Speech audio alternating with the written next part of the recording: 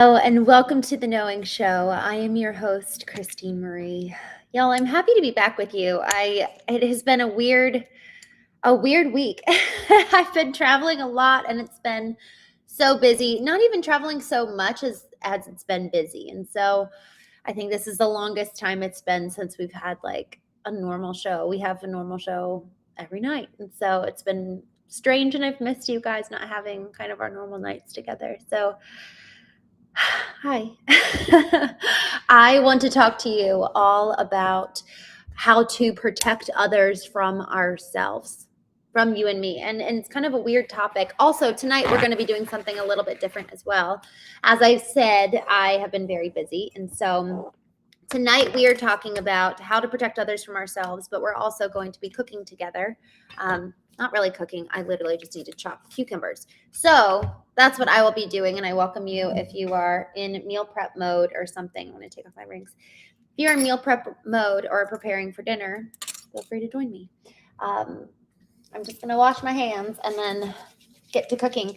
Y'all, I wanted to talk about this because I have had to learn this the hard way. This conversation about how to protect others from ourselves is like, what do you mean? Like, that sounds so strange. And I actually chose the topic because it does sound weird and it's a little bit, in some ways, it's almost like a little bit evocative of emotions of like, what? I don't want to protect others from me. What do you mean? I'm a wonderful human. And it should always be that way, right? We should always want people to be around us and we should be wonderful to be around. But here's the thing. So often, if we're not doing due diligence to take care of ourselves, we do need to be asking this question. How do we protect others from ourselves if we are not well, if we're not healthy, if we're not doing the work to tend to ourselves and look in the mirror and ask the hard questions? Frankly, if we're not doing the kind of things that we do here on the show. On the show, we talk about what are the core intelligences that make you and I human. You know, I was on, I'm actually here in Austin right now, and we were at a panel this morning. There was a couple folks, and man, it was just amazing talking about AI and talking about what is going to be happening in the world as a result of this incredible intelligence. And it has never been more important than ever before for us to cultivate what makes us human. Because what happens when all of a sudden, let's say we do get universal basic income, UBI, and all of a sudden everyone has all this time on their hands, and all of a sudden they're sitting there twiddling their thumbs, and the very thing that gave them identity, which was their work, is gone. Can they and will they find meaning in life apart from what they do? Can they find meaning in who they are? And this is a really, really important question because frankly, it's one that forces us to look in the mirror and say, am I okay? Am I healthy? Am I well? Am I able to coexist on my own and be a healthy source of life for myself, much less so for other people? And y'all, if we're not asking that question, the chances is that we probably are living on autopilot. We're probably living at some semblance of a subconscious existence and engagement with the world. And so then the question becomes, okay, well, what does it mean and look like for me to be healthy? And while I'm on this pathway of figuring out how to be healthy, how do I protect other people from me while I'm not well yet, while I'm not healthy? And so just to take a quick, a quick sidebar here, you know, we need to be learning AI and we need to be learning about these things that are happening in the world around us at a rapid level. It's like, man, how long it took us to get to the moon. That took a long time. And it was like all of us in terms of different countries racing each other of who can get there first. Y'all, we're in a similar kind of space race when it comes to technology. And so we're experiencing this intense amount of competition. Yet it's almost like who's going to be the ones mastering this technology on a moral scale? Because whoever is the one that defines the rules, I think that they're going to be the ones to have that maybe be the next leading world power. We're talking about our own individual health tonight, but it's very, very relevant to AI because, y'all, if we do end up having universal based income, We are going to deal with problems we've never dealt with before. And so much of that is on the human to human level. So for many, many years, pretty much ever since the evolution of our current day education system, we've only been cultivating our intellect. We have not been cultivating aspects that allow for creation and art. Learning how to even tap into the part of us that is creativity and be able to see. We haven't seen real paintings and sculptures and music, like true music. We haven't seen that kind of creation in a long time. And so I'm hoping, what we saw back with, literally the poets and those who were philosophers, literally sitting on the mountaintop philosophizing, that's where they place their value. That's kind of the age and day, because they had people who were doing the work for them. That's a whole other conversation. But there was a value system around creation of thought, of so it was creation across every level of analysis, of intellect, creation of beauty, creation of written word. It was really, really astounding how much value we placed on creation.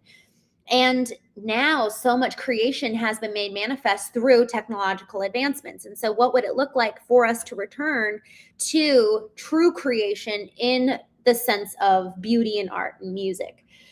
So with that, this conversation of how do we protect others from ourselves, there's something around this process of learning to become well and healthy and operate from a place where, man, I am a blessing to other people I'm around. I'm not living reactive, but I'm living proactive. I'm creating, I'm operating authentically. I'm not needing other people to meet my needs, but I'm able to meet my own. All of those are marks of a person, for the most part, that's at least on their way towards health. So in the meantime, while we're working towards that, and for those of you who are just now joining, I am cutting cucumbers. We're having an event here tomorrow. And so I'm doing meal prep. It's actually an AI event, so funny enough. And so how do we protect other people while we're on our own journey towards health? So I had this realization probably 8 months ago, where I realized I really need to take care of myself before I get to the point of being so exhausted or so burnt out. We even actually had a conversation a couple months ago that was excellent regarding how do you recharge. And we talked about how do we recharge intellectually, how do we recharge emotionally, spiritually, physically, because each one of these categories represents an intelligence that altogether amalgamate the human being. So the intellectual intelligence, emotional intelligence, spiritual intelligence, physical intelligence, each one of those actually needs their own individual respite and recharge for the sake of our own health. And so what I realized is that, man, I have to take real serious control over how am I doing, and like intentionally recharging before I get to this point of burnout, because to recover from burnout and then recharge is way, way, way harder than never letting. It's like a phone battery. Don't let your phone battery get below 10%. Ideally, if you're at maybe 25, same with, the gas in your car, don't get to empty. Like I like to refill my gas around, honestly, probably 2/3 empty, where I still have a good 30% left, or 33% left. And so I think that goes for all of us. Are we actually knowing ourselves well enough, monitoring ourselves well enough so that we can recharge and take care before we get to this point of depletion where it is almost not ever permanently beyond repair? Although I have heard of people who have gotten to the point of burnout that they never really came back 100% to the vivacity of what they were before. But are we getting beyond the point of depletion and burnout where it's like, man, I just have nothing left. And it is thus that much harder to recharge and recover from that. It's like an athlete. It's like a car. Once you're out of gas, it's incredibly hard to kind of regain that. So I am going to just take a moment here to jump in the chat, because I would love to hear from you guys in terms of how do you all, when we talk about protecting other people from ourselves, having the protocol in place of like, okay, this is how I'm going to recharge. But ultimately, it is a form of protection to never let myself get below 33%, so that I am never getting to the point of punishing other people for my own unhealth, punishing other people emotionally. And what that can mean is like being snappy, or feeling like, man, I've got to walk on eggshells. I don't know what she's going to be like. What kind of mood is she or he going to be in?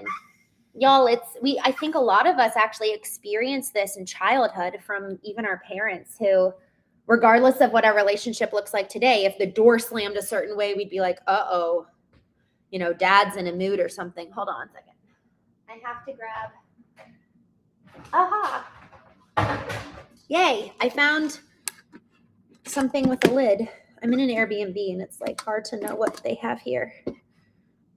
I'm going to store my cucumbers in here. And so, part of protection is ensuring I never get below 30%, 33%. So I'd love to hear from you guys. How do you guys protect those you love from you operating in a place of unhealth? What are the practices that you put in place that ultimately protect other people and ensure that you're able to give from a full cup? So with that, I'm going to jump here in the chat. Sarah Adams, hello. I'm so glad you're here. Aaron, oh, this is CGI. Nope. We're real. I am just Vizzy's good evening. I am putting some of y'all on timeout because we're getting inappropriate. Wayne, hello. He says, hi, stranger. I know it's been a couple of days. I've been missing you guys a lot, actually. So it was fun to know that I could come on here and spend a couple. Honestly, I do need to, I don't have a full hour tonight, but I'm glad to still spend time with you guys. I've missed you. Jack Frost, hello. Good to see you. Oscar, hello. Grant, hello. Thank you. Thanks for coming on here. Adam, hello, my friend. I'm so glad to see you. I love this. I tend to withdraw from people. May not be the best way to cope. I'm curious if, honestly, that withdrawal, though, can be a very protective mechanism because in the withdrawal is that your way to recharge. To be honest, I am so introverted. I am not at all. I don't gain energy from being around most people. I actually feel I love it and I'm exhausted afterwards. Like when I host the knowing retreats, I know I need to take 2 days just in quiet, just to kind of recharge. And so I don't know. I'm curious, Adam, with you saying I withdraw from people. How do you, okay, so this is a question. How do you determine the difference between coping versus protecting? What's a protection mechanism versus a coping mechanism? And so I'd love to hear kind of how you define that if you're up for that. Also, I am opening a document and saving the comments because I actually save your comments and then I go back and look through them because sometimes I miss folks. Let me do that. All right. Oh, darn. I guess I didn't copy.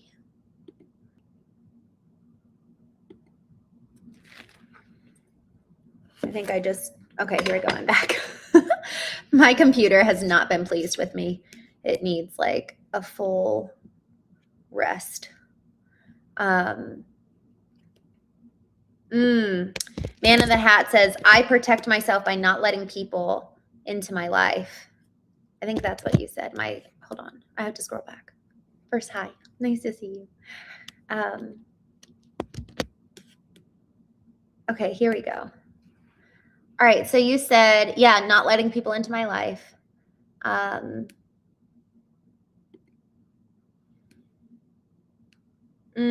Christopher Adams, I'm looking here. Hi, it's good to see you. I'm looking back at what you said before.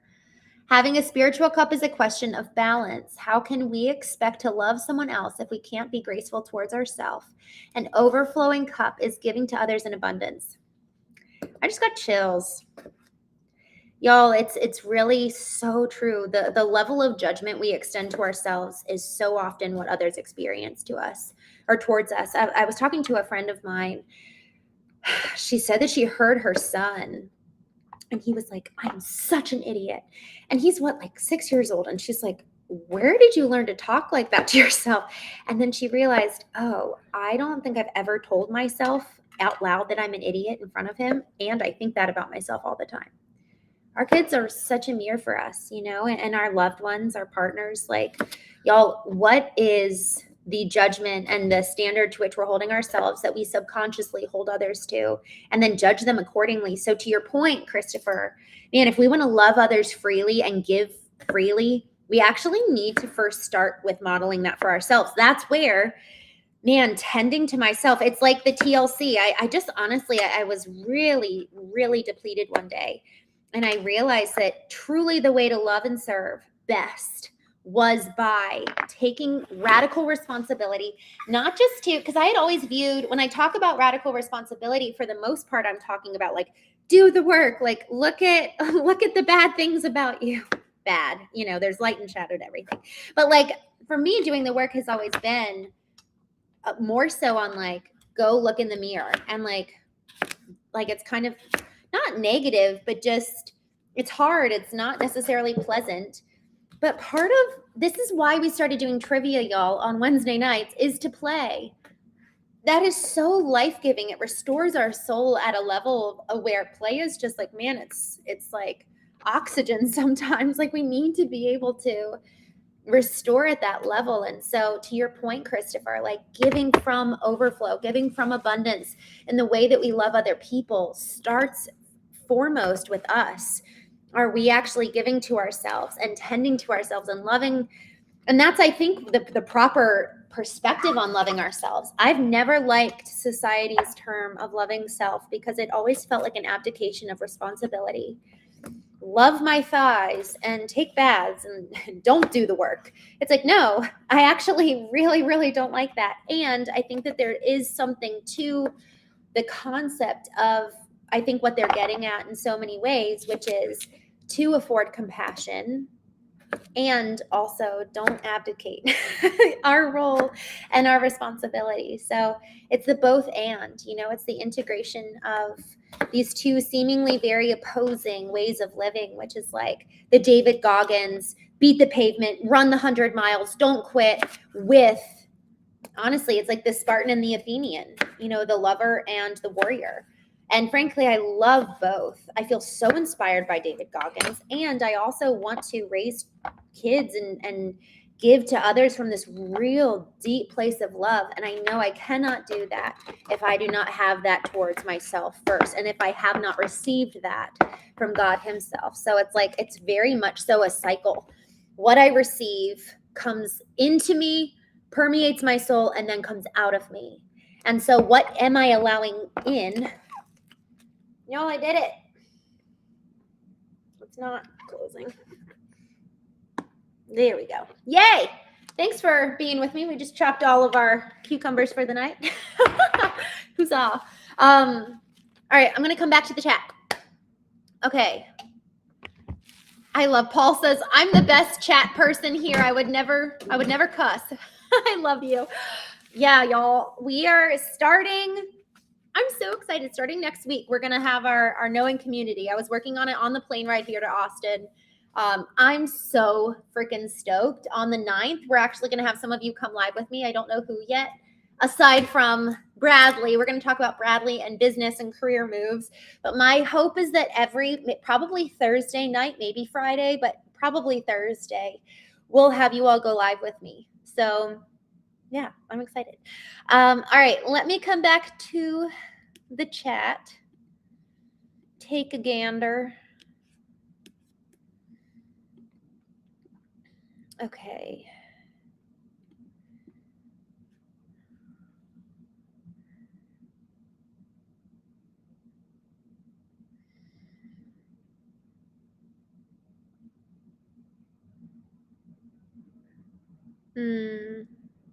Man in the hat.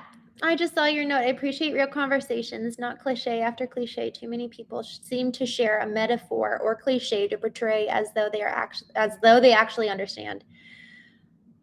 Man, thank you so much for Thank you so much for saying that. You say, all right, vulnerability for you. That doesn't happen much from me. John Terry, oh, I'm glad you're back. Hello. Is Renobra here? If he is, I won't be playing trivia. John Terry was on with us last night. We were playing trivia. It was a small group and it was so much fun. Okay, I am coming here, just continuing to scroll through. Let's see. Aha, I think I found it. Okay. I'm just updating my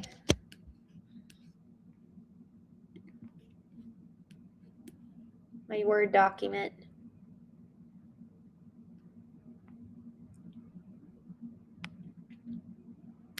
Man, there's a lot happening here in the chat. All right, going back to our conversation tonight, I would love to hear if you guys are up for it. Again, I'm kind of looking back through the chats just to see what you guys have to say, but I'd love to know what have been ways that you have protected other people from you. Like if you're having a really bad day, what do you do to make sure that you're not terrorizing people in your wake? You know, I frankly, and you know what? I'm actually figuring this out. I'm figuring this out. I had to, man on the hat, your point about vulnerability. I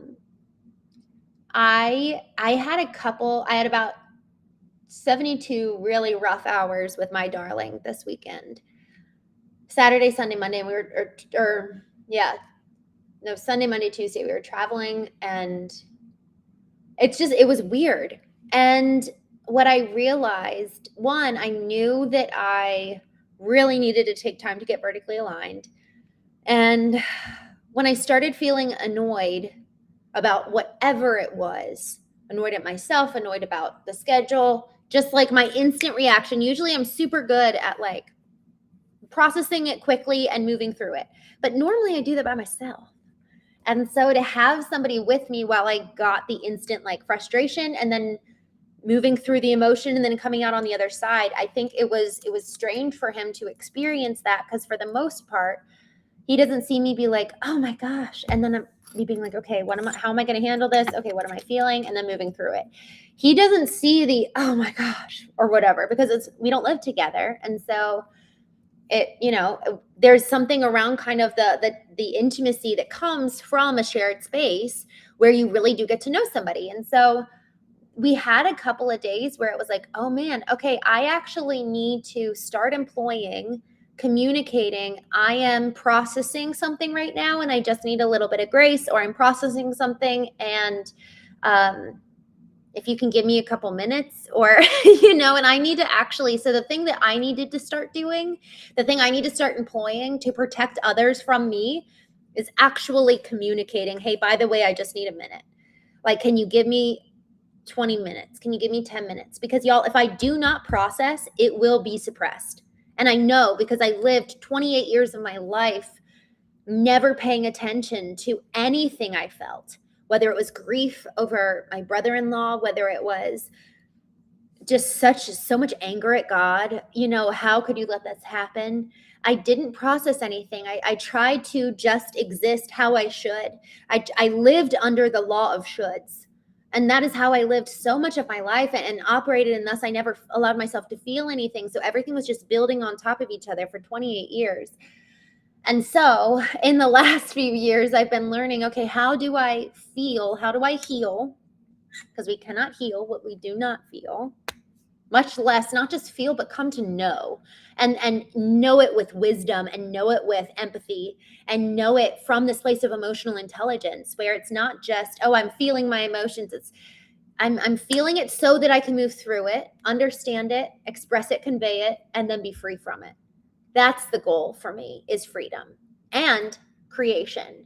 Because if we're suppressing things and we're actually not able to get to the point of real creation, because we're just under this bondage of the past, therefore we cannot live in the present and allow for real creation to come out. So what I'm learning is that to really protect other people, I actually need to communicate and really share. I'm actually in this process of processing.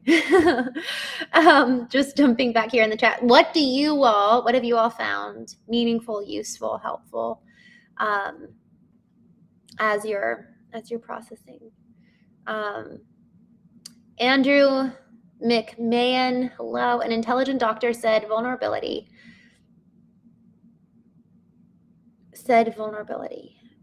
After I asked him to cut the BS and tell me what he wasn't allowed to tell me. Oh.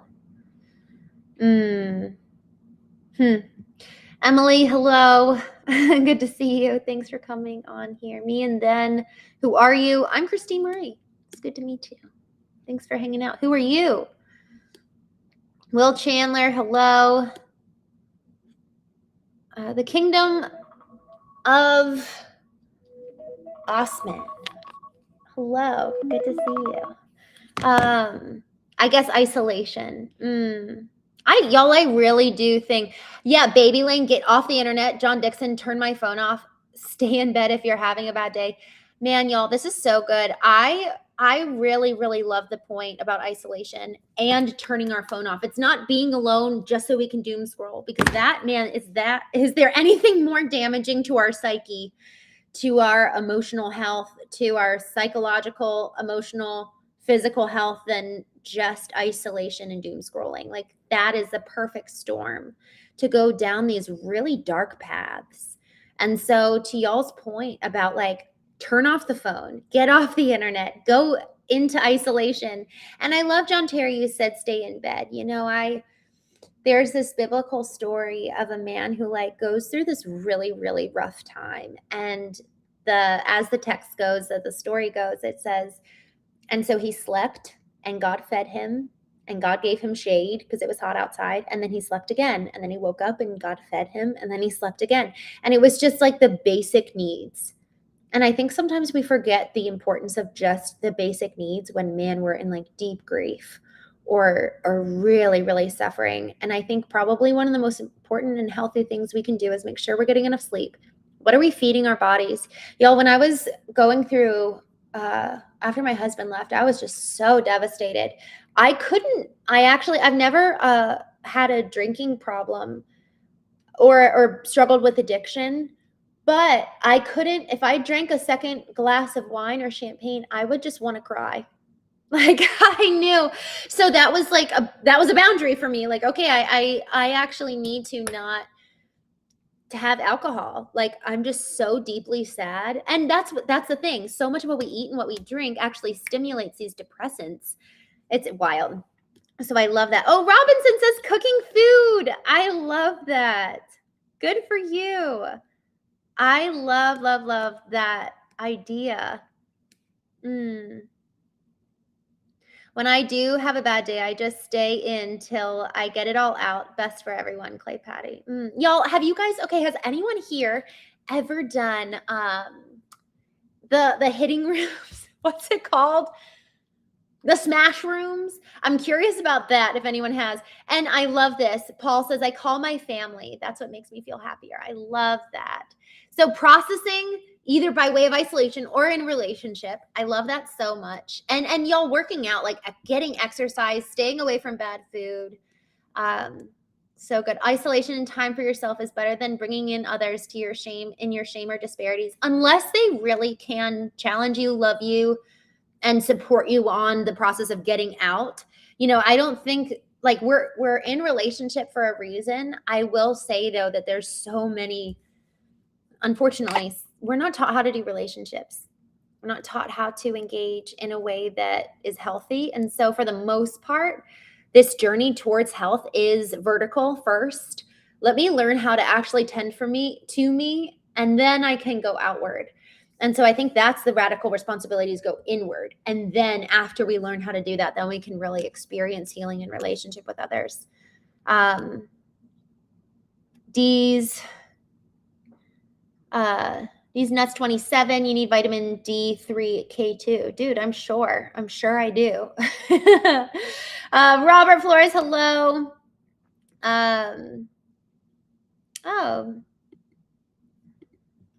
Someone is not being kind. Warren, hello. I'm glad to see you.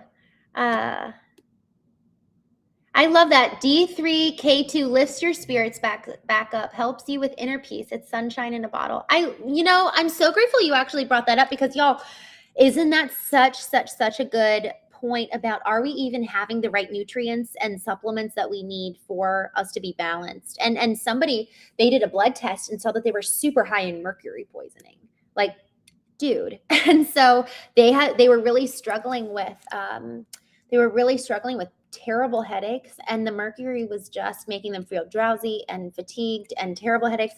So I'm glad that you brought up about supplements, because guys, all of this plays a part in our well-being. Again, it's the physical intelligence, emotional, spiritual, even, I mean, honestly, I just had this thought of even financial intelligence. Like, are we even smart about how we're spending our money and how we're doling that out? But the other intelligence is intellectual intelligence. Chris Adams, I noticed I easily became irritable when I lost sight of my patients. That's so good. This is beautiful, Christine. Perfect example. Yes, if one doesn't know what's going on, then they don't know. Then the mind wanders and guesses, and that leads to assumptions and insecurities. Man, isn't that so good? So Man in the Hat's talking about the lack of communication. The mind wanders, guesses, leads to assumptions and insecurities. And isn't that so interesting? We automatically assume we did something wrong when our partner's upset. And I actually think when we really love our partner, we want to help them to get out of it. And so there's an element of like taking responsibility. At least that's been my MO, which probably has a little bit more so to do with codependence. Adam, I think Elijah was angry in that story. Yeah, I'm with you. I think so. He totally was. That's so funny. James, hello. James Alba, I'm so glad you're here. I think social media and AI will ruin mankind, Warren says. Word. We should probably do a whole series on AI. All right, y'all, I need to jump off. I have a couple work emails I need to send for a new project. I just got a new roofing company for a fractional chief marketing officer. So I need to send them an email. We had our kickoff call today, and then I need to have an email go out for tomorrow. So thank you all so much for joining. I've missed you guys. This was fun. Have a good night, and I will see you tomorrow. I will be going live earlier. Folks are starting to arrive at 8 Central. We normally go live at 9 Eastern. So we normally go live at 8 Central. So I will go live. I'll go live at 7 Central tomorrow. So 8 a.m. Eastern, we'll go live and do the show for A Course in Miracles.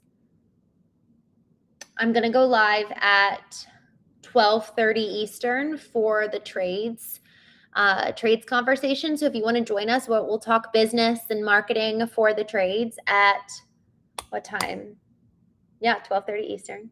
And if you want to go join us there, Foundation First Marketing, I might pull in the Knowing podcast. So you can just stay on here for the Knowing podcast, those who follow me there. So, but I don't think I'll be going live in the evening because I'm going to be hostessing. So otherwise, thank you all for hanging out with me tonight. I loved our conversation. And if you guys want to talk about anything specific, Saturday evening, I'll be going live probably later in the night. Again, I'm with family and hosting and attending events this week. So it's a little bit crazy, but I'll be back on my routine starting Sunday night, which I'm very grateful for. So if you guys have anything in particular that you'd like to discuss over the next week or two, put it here in the chat. I really, really love what we're all building together. And next week is going to be the launch of the community. So yay. So excited about that. All right, y'all, have a good evening. I will see you tomorrow morning